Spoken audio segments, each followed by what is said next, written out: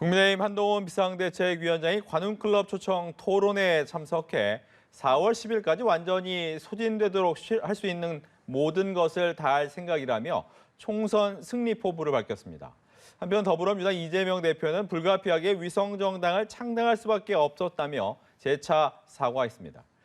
이 정치권 이슈 전문가 모시고 자세히 이야기 나눠보죠. 장성호 전 건국대 행정대학원장, 장현주 민주당 법률위 부위원장 모셨습니다. 안녕하십니까? 네, 안녕하세요. 어서 오십시오. 오늘의 첫 번째 이슈 화면으로 보시겠습니다.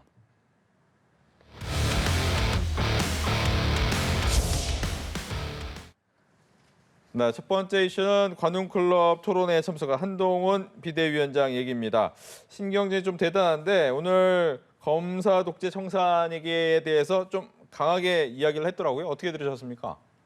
민주당 입장에서는 당연히 이번 총선의 프레임이 검사 독재 청산, 다른 말로 하면 정권 견제, 정권 심판, 네. 그렇게 얘기할 수가 있지 않습니까? 그렇기 때문에 일관되게 민주당 입장에서는 검사 독재 청산이라는 것을 내세움으로써 프레임을 짜려고 하고, 우리 국민의힘 입장에서는 운동권 청산을 계속 지금 내세우고 있지 않습니까? 예. 그래서 총선의 기존 어떤 구도적인 싸움에서 두 개가 지금 맞붙이고 있는데, 오히려 제가 보기에는 민주당이 검사 독재 청산을 내세움으로써 정권 심판이라는 그런 어떤 이슈를 희석시킬 수 있는 그런 아주 위험한 프레임 전쟁이다. 네. 그렇게 생각할 수가 있고, 물론 뭐 검사가 역대 정권에서 검사 없는 내각이라든가 정부가 있겠습니까?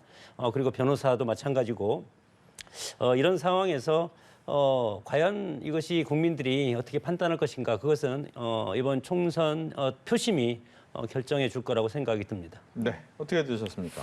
사실 오늘 한동훈 비대위원장의 발언은 좀 다소 굉장히 좀 자극적이긴 했는데요. 근데 결국에는 검사 독재가 있었다면 이재명 대표가 감옥에 있었을 것이다. 뭐 이런 대답이셨는데, 사실 한동훈 비대위원장만의 좀 특유의 어법, 화법인 것 같습니다. 좀 질문을 받으시면 그 질문의 핵심을 조금 비틀어서 어떤 본인만의 또 주제 전환을 하시는 능력은 또 있으신 것 같은데요. 근데 다만 이런 대답으로 인해서 또 민주당 이소영 의원이 바로 받아치시더라고요. 검찰 독재가 없었다면 김건희 여사가 감옥에 있었을 거다. 이렇게 또 맞받는 이야기들이 나오고 있습니다. 사실 국민들 보시기엔 이런 정치인들의 날선 발언 공방 피곤하실 것 같습니다.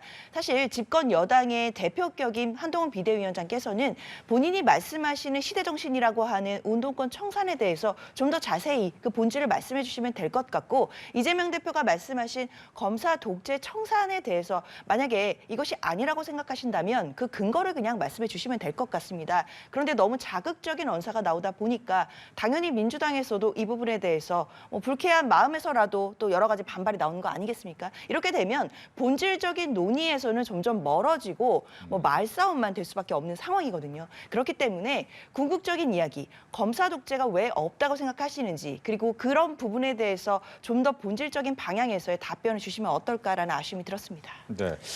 정권이 탄생이 되면 뭐 쿠데타도 마찬가지입니다. 과거에 전두환 정권이 쿠데타 됐을 때 박사 위에 육사라는 말이 있지 않습니까? 그런 차원에서 어떤 세력이 들어가는 겁니다. 마찬가지로 민주화 운동을 해서 3당 합당도 되고 YS가 대통령이 됐을 때도 그때 당시 민주화 운동한 사람이 상당히 많이 들어가지 않았습니까? 마찬가지로 지난번 문재인 정권만 보더라도 청와대 19명인가요? 총학상회 출신이 포진에 있었습니다. 그런 것을 한동훈 비대위원장은 운동권 세력이고 운동권 정권이고, 그래서 그분들이 국정을 운영했는데 상당히 우리 경제도 무너지고 부동산도 실패하고 여러 가지 국정의 난맥상이 있었기 때문에 이제는 저도 386인데 사실 네. 386이면 80년대 학번이고 지금 이제 60 정도가 돼 있습니다. 그러면 30년 동안 정치를 했으면 사실은 뭐 정치를 뭐 한 번, 두 번 하면은 머리에서 나올 게 없을 것 같은데 30년 동안 했다는 것은 어떤 세력이 상당히 많이 했다고 저는 이제 판단이 들고, 그런 차원에서 지금 서로 양측의 공방이 치열하다고 생각이 듭니다. 예. 뭐 오늘 여러 가지 질문이 나왔습니다만 그 중에 또 눈에 띄는 질문 몇 가지를 좀 짚어봐야 될 텐데 이제 명품백 수수 논란이 되겠습니다. 여기에 대해서도 입장을 밝혔는데 함정 물가, 저혈압 물가 공작이라면서도 국민이 걱정할 부분은 있다라고 이야기를 했어요. 여기에 대해서는 어떻게 들으셨는지 먼저 민주당 얘기 들을게요. 사실 그동안 보여준 입장에서 더 나아간 얘기는 없는 것 같습니다. 아하. 그런데 국민들이 궁금하신 건 바로 그 지점 같아요. 한동훈 비대위원장이 검사 시절, 그러니까 한동훈 검사였다라고 한다면 저 영상을 보고 과연 어떻게 수사를 했을지, 그리고 그때 검사 입장이었다면 어떻게 이야기를 했을지 그 부분을 국민께서 궁금해하신다라는 생각이 드는데요. 다 기억하시겠지만 한동훈 비대위원장이 당시 법무부 장관이실 때 노웅래 의원의 그 이제 금품 수수 의혹과 관련해서 체포동의안을 설명하러 국회에 와서 그런 말씀하셨었습니다. 돈봉투 부스럭거리는 소리가 생생하게 담겨 있는 녹취록이 있다. 사실 생생한 소리가 담겨 있는 녹취록과 생생한 영상이 담겨 있는 그 영상을 보면서 과연 그 당시 한동훈 법무부 장관으로 돌아가 본다면 또 한동훈 검사로 돌아가 본다면 과연 같은 잣대로 이걸 보고 있는 것이 맞느냐, 이 부분이 국민들께서 의심하시는 지점이라고 저는 생각이 드는데요. 또한 오늘도 민주당 정권에서의 영부인들의 의혹에 대해서도 좀 말씀을 하신 것 같은데 마찬가지의 입장에서 만약에 그 영상 속의 주인공이 김정숙 여사였다라면 한동훈 비대위원장이 지금과 같은 입장을 유지하셨을지 이 부분에 대해서 국민들이 궁금해하시는 것 같습니다. 그리고 국민들께서 걱정할 만한 부분이 있다라는 건 분명하다라고 계속 입장을 유지하시는 것 같은데요. 그러면 그 걱정을 어떻게 해소하실 것인지에 대해서 해법을 좀 내놓으셔야 되는 게 아닌가라는 아쉬움이 듭니다. 이런 해법이 나오지 않는다라고 한다면 국민은 계속 걱정하는 상태로 있으라는 것밖에 되지 않겠습니까? 네, 민주당의 이런 지적은 어떻습니까? 그 함정 몰카, 저혈압 몰카는 지난번에 했던 것이고 네. 오늘 추가된 것이 국민이 걱정할 부분이 있다. 에서 있다는 건 분명하다. 좀 진일보된 어떤 정의를 내렸는데 한동훈 비대위원장이 지금 수사 담당 검사도 아니지 않습니까? 그리고 이 몰카의 실체가 지금 아직 규명되지 않지 않았습니까?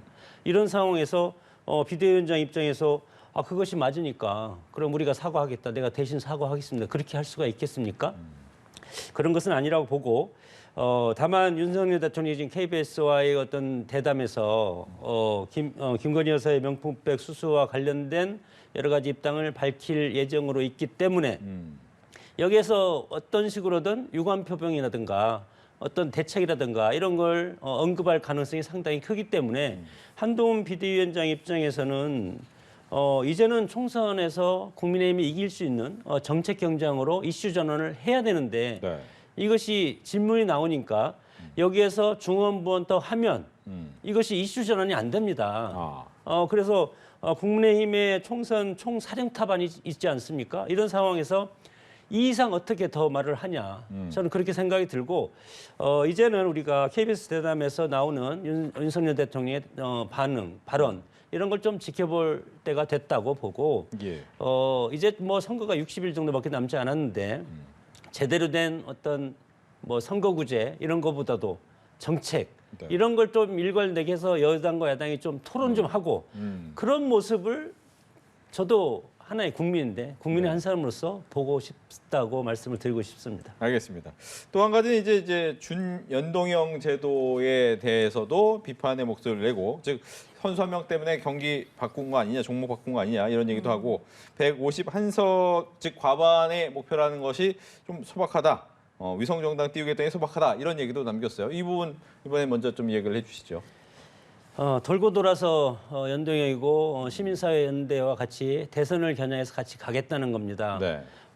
만약에 병립형으로 간다고 하면 야권 지형이 지방선거라든가 대선에서 협조를 얻을 수가 없기 때문에 길게 보고 가자. 한 5석을 민주당이 범야권한테 넘겨서 손해를 보더라도 그렇게 가겠다는 뜻이고 결국은 그러면서 지금 광주 5.18에서 네. 몇 번 사과했습니까? 이재명 대표가 사과를 저는 한 3번 봤는데 네. 한 5번 했다고 하는 분도 있고 국민들한테 사과를 하면서 사과를 하면 잘못됐다는 거고 잘못됐으면 이것을 바꿔야 되는데 그러나 이재명 대표한테 모든 걸 민주당은 넘겼고 공당이지 않습니까? 어떻게 보면 사당처럼 비칩니다, 이게.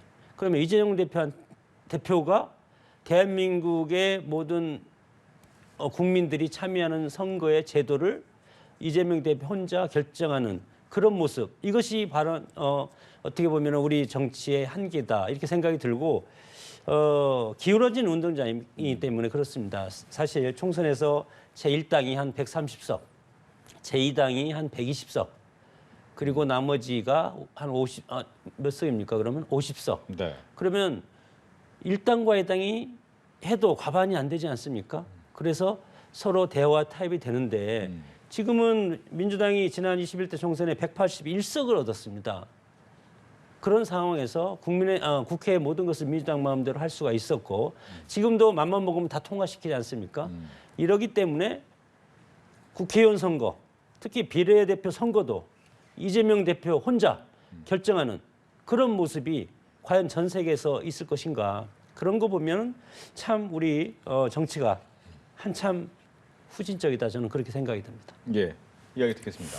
글쎄요, 일단 저는 국민의힘에서 지금 민주당이 결정한 준연동형제, 그다음에 준위성정당을 만드는 부분에 대해서 뭐 정치적으로 비판을 할 수 있다고 생각합니다. 그러나 결국 이런 부분에 대해서 판단하시고 심판하시는 건 전 국민이라고 생각이 들고요. 그렇기 때문에 이재명 대표도 이상은 추구하지만 현실적인 부분을 감안할 수밖에 없었다는 부분에 대해서 국민들께 솔직하게 말씀드리고 사과할 부분은 사과를 했다라고 생각이 듭니다. 그런데 적어도 국민의힘에서는 이 부분에 대해서 민주당에게 날선 비판할 자격은 없다라고 생각이 드는데요. 저는 한동훈 비대위원장이나 국민의힘에서 민주당의 어떤 선거제 선택에 대한 비판을 하는 것을 보면서 마치 국민의힘은 그러면 준연동형 제도를 그대로 유지하면서 위성정당을 만들지 않는 당인 것처럼 보이기도 했습니다. 그러나 아시다시피 이재명 대표가 이런 결단을 내리기 전부터 국민의힘에서는 위성정당 창당 준비를 지금까지 해오고 있는 상황이거든요. 국민들 보시기에는 이런 비판이 전혀 진정성 있게 다가올 것 같다라는 생각은 들지 않습니다. 민주당 입장에서는 준연동형제가 처음부터 논의되었던 그 본질, 그러니까 정치개혁 이슈와 그리고 소수 정당들이 국회에 들어와서 목소리를 낼 수 있게 해줘야 된다는 그 본질적인 취지를 최대한 살리기 위해 이번 총선에서도 노력할 것임은 분명합니다.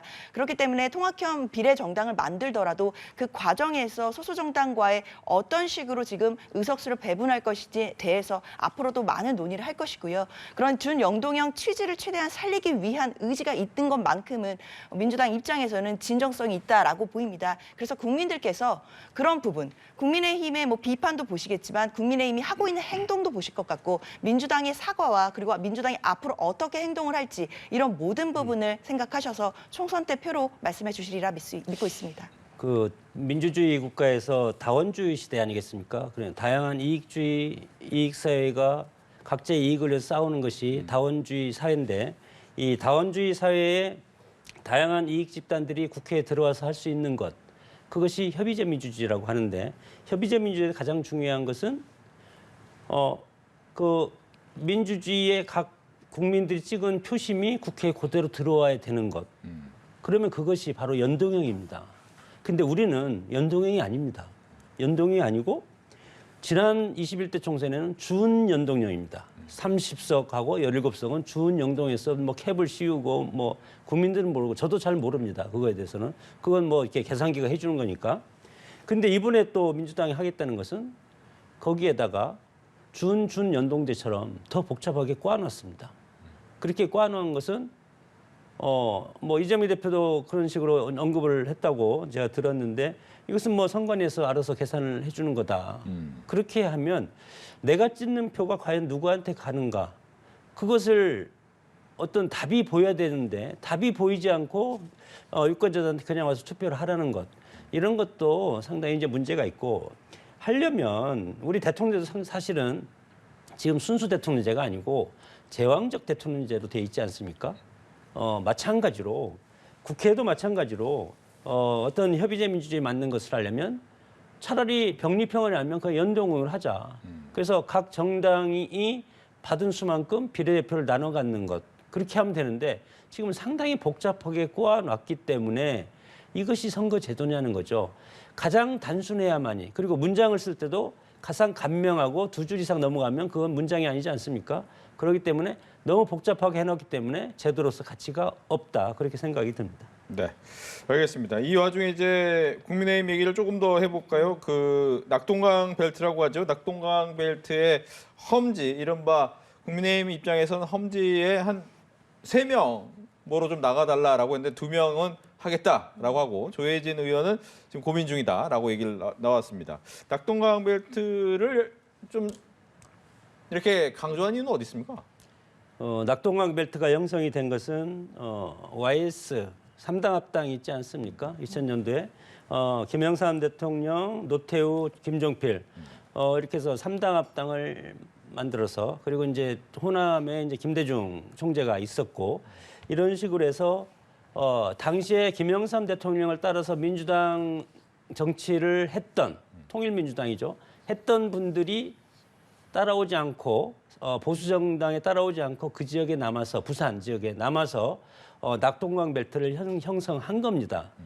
그래서 그 전에는 보수 정당이 쭉 승리를 했었는데 최근에 와서는 노무현 대통령이 뭐 부산 출신이지 않습니까? 네. 그렇기 때문에 그걸 형성을 해서 이 낙동강 벨트라는 게 서부산, 경남, 김해, 양산 이 지역이 민주당 아성이 됐습니다.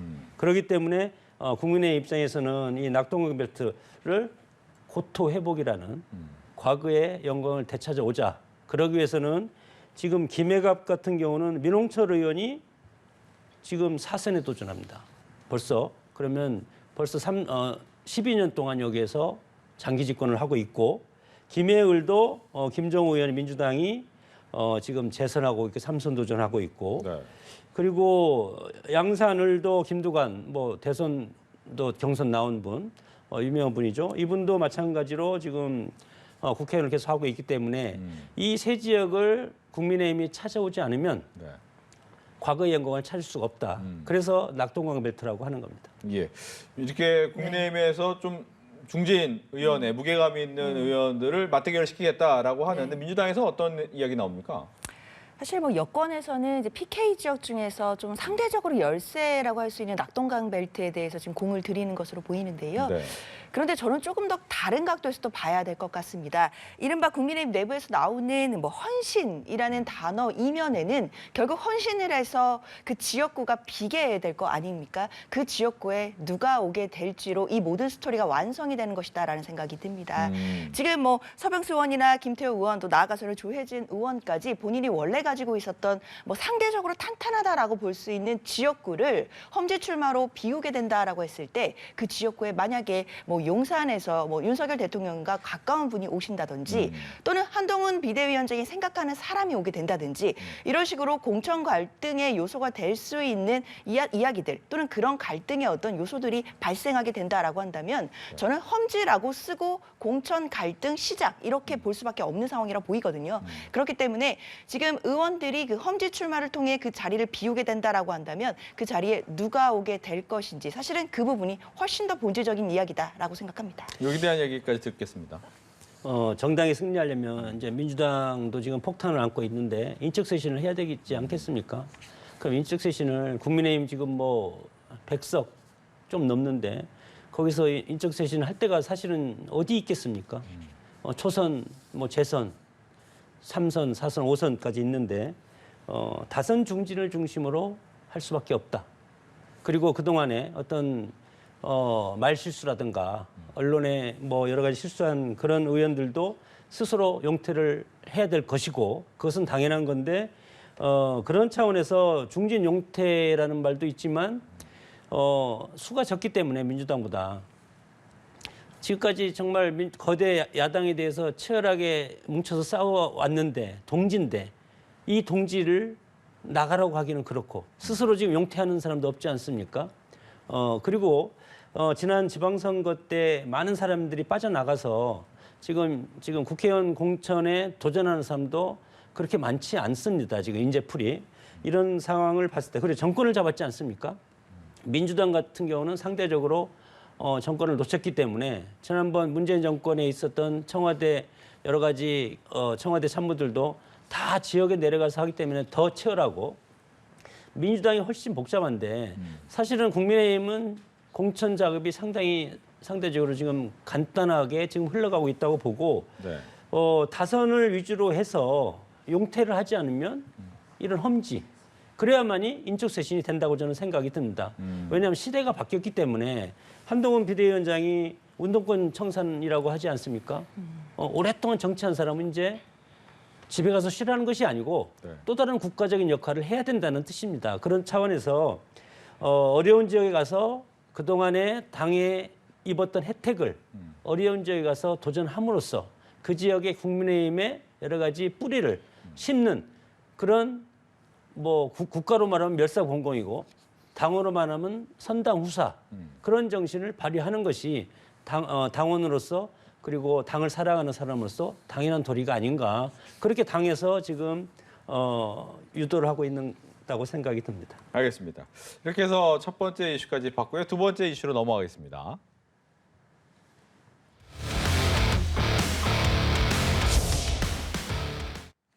네, 친명 친문의 갈등이다라고 했는데 오늘 친문계로 분류되는 이제 고민정 최고위원이 뺄셈의 정치 안 된다 이런 얘기를 했어요. 또 여기에 또 친명계 정성호 의원은 뭐 문재인 정부에서 핵심 역할을 하면 책임져야 한다는 의견도 있다라고 하면서 또 압박도 계속하고 있고요. 이 안에서의 갈등이 좀 있습니까?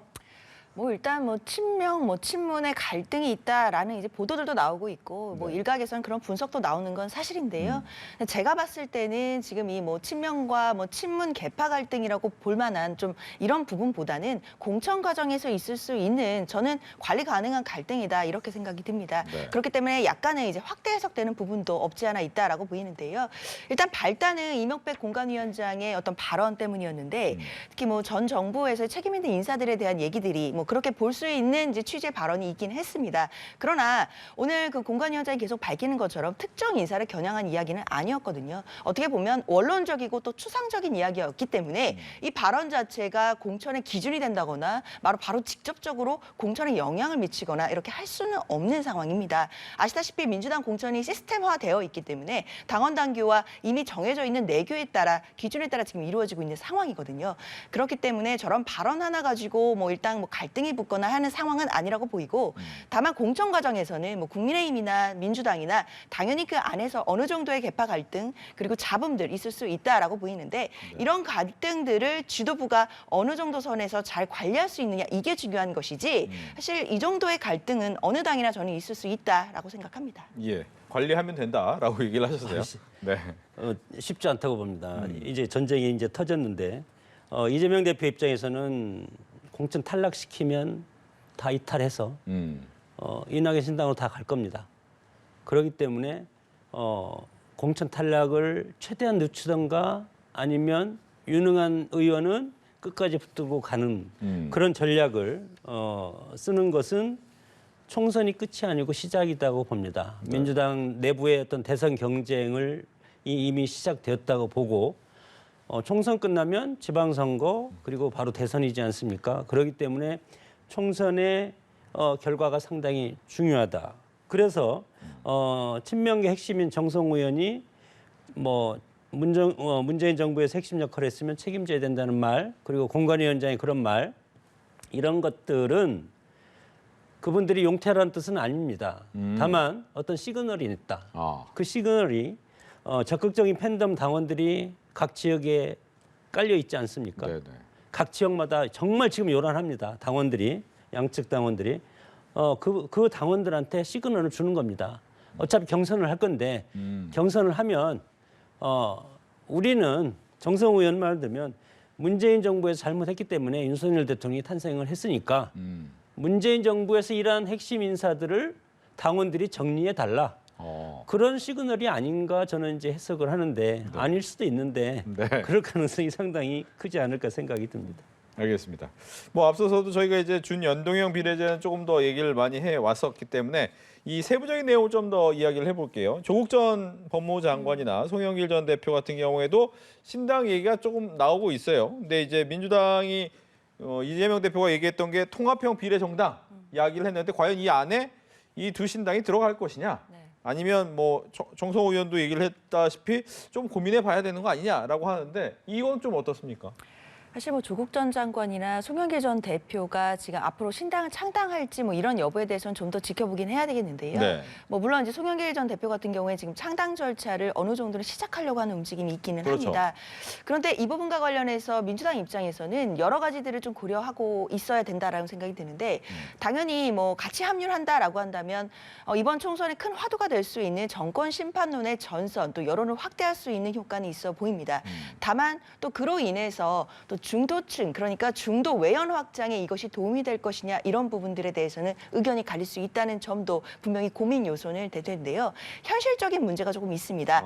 아시다시피 내일이면 조국 전 장관에 대해서 2심 그러니까 항소심 선고가 있게 되는데 그렇죠. 1심에서 이미 유죄 판결을 받은 상황이고 항소심에서도 뭐 유죄 판결을 받게 될지 뭐 아니면 다른 결과가 나올지는 내일 지켜봐야겠지만 일단 아직까지는 법률 리스크가 남아있는 상황이기 때문에 그런 현실적인 부분까지도 지금 좀 상황을 좀 더 지켜봐야 되는 상황이다 이렇게 말씀드리겠습니다. 네. 조국 전 장관과 송영길 전 대표의 신당. 그 묻지마 합당이 당에 큰 해가 될 가능성이 상당히 크지 않습니까? 지금 국민의힘과 민주당이 서울 수도권은 지금 상당히 백중지세로 지금 와 있지 않습니까? 여론적 지표들이 이런 상황에서 조국 전 장관과는 뭐 입시 비리 문제 그리고 뭐 사법 지금 문제 방금 말씀하셨지만 그런 것이 있고 그리고 송영길 전 대표는 지금 구속돼 있는 상태고 전직 대표지만 그래서 정치자금 문제 이런 것이 걸려 있기 때문에 당으로서 당의 어떤 선명성, 야당은 선명성이 가장 큰 생명인데 거기에다가 이재명 대표 사법 리스크가 상당히 지금 여당으로부터 공격을 많이 받고 있고 이런 상황에서 어떤 당의 어떤 정체성에 도움이 되지 않을 것이다. 네. 이렇게 당 주류는 생각을 하고 있고 그러나 이들을 믿는 밑에 하부 당원들은 상당히 지금 적극적으로 같이 돼야 된다고 아니면 나중에 정권을 못 찾아온다. 그렇게 지금 아우성이고 그런 상황이기 때문에 민주당 결국은 이재명 대표의 또 판단인데 모든 게 다 이재명 대표한테 몰려 있습니다. 그래서 이재명 대표가 과연 이것을 어떻게 정리를 해줄 것이냐. 이것도 시간을 좀 끌면서 근데 시간이 별로 없습니다 지금 끌 시간이 네. 없기 때문에 이런 것들도 이제는 이제 이제 준연동형으로 다시 가기 때문에 그런 문제의 연장선에서 이런 상황들도 빨리 당에서 정리를 할 필요가 있다. 그러나 상당히 같이 가기에는 어렵지 않을까 싶은데 네. 근데 정치라는 게 또 모릅니다. 동지가 다시 합쳐서 예. 다시 죄가 있는 것이 죄가 없는 걸로 이제 바꿀 수 있는 것이 정치이기 때문에 이런 부분들은 어떤 뭐 정치적인 그런 영역에서 본인들의 판단이 가장 중요하다고 생각이 듭니다. 네. 이 와중에 이제 군소정당이 통합형 비례정당과 관련해서 좀 의석도 번갈아서 배치하고 함께하면 어떻겠느냐라고 하는데 네. 이 통합형 비례정당이 포함이 될 수 있는 겁니까? 당연히 모든 가능성은 열려 있다라고 봐야 될 것 같습니다. 일단 지금으로서는 아직 결정된 것은 없는 것이고 네. 또 이제 앞으로 논의해야 될 과정들이 정말 많은데요. 이재명 대표가 계속 이야기하는 것처럼 준연동형 비례제도의 어떤 취지를 최대한 살리겠다는 것이 민주당의 입장입니다. 그렇기 때문에 소수 정당들의 입장이라든지 여러 가지 부분들을 배려할 가능성이 전 높다고 생각이 들고요.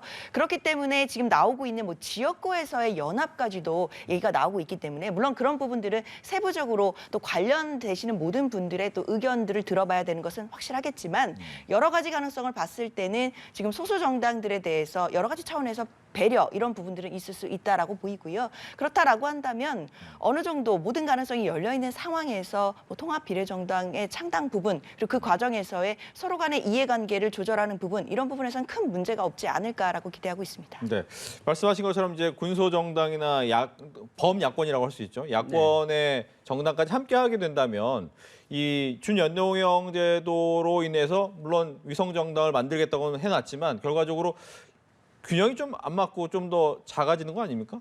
국민의힘 입장에서는. 뭐 작아진다고도 할 수 있지만 네. 지금 기본소득당 등 3개 군소정당이 이제 새진보연합을 만들어서 더불어민주당과 스위치로 간다는 거 아닙니까? 네. CG를 간다는 것은 50%를 달라는 겁니다. 비례해서. 과연 민주당이 50%를 줄 수 있겠습니까? 저는 불가능하다고 생각이 들고 그 조율 자체가 상당히 힘들 것이다. 네. 민주당은 한 3석 정도 배려할 수 있다. 그렇게 속으로는 저는 생각을 할 수 있을 것 같고 이것은 뭐 범민주계의 어떤 비례고 이제 국민의힘의 비례는 또 따로 국민의 미래라는 이제 위성정당이 만들어지지 않습니까? 네. 결국은 만들어지기 때문에 저는 이거랑은 저는 별개라고 생각이 듭니다. 어차피 위성정당이 뜨면 그러면 또 결국은 제3지대로 갈 표가 네. 일로 다 흡수되고 양쪽으로 흡수됩니다. 그렇기 때문에 5대5로 갈 수밖에 없다. 그렇게 되면 지금 뭐 한 20석? 양당이 20석, 18석에서 20석 정도 하고 나머지 7석은 제3지대에서 하는 걸로 그렇게 됐을 때 거기에서 또 민주당에서 여기에 한 3석 하면 네. 민주당 오히려 3석 뺏기는 겁니다. 아하. 그렇게 되면 결국은 손해는 민주당이 아닐까. 저는 그렇게 뭐 계산을 할 수밖에 없지 않을까요? 알겠습니다. 이렇게 두 번째 이슈까지 했고요. 마지막 이슈 짧게 한번 보겠습니다.